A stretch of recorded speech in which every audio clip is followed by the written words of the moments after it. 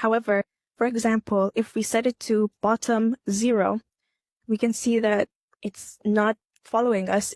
It's not being repositioned towards the bottom at all. It stays at top. And the reason is because nav is a child, okay? And then another child, a child of body. And then another child of body is div, which is a sibling to nav.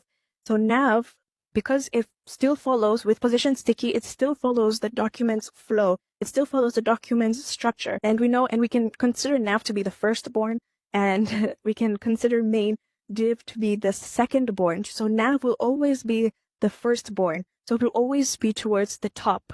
And then the secondborn is towards the bottom. So using bottom 0, trying to force it to be towards the bottom, trying to force nav elements bottom to be towards the bottom of the viewports dimensions will not work, because the natural position of nav is towards the top. It's the firstborn, so it should always stay on top. However, this can work if we move nav elements to be the secondborn, to be born after the other element here. So if we move it here, now we can see that because it is the lastborn, or it is the secondborn, we can see that we're able to scroll down. So, and that is because, and it's flashing towards the bottom because this is the last element in the body. This is the last born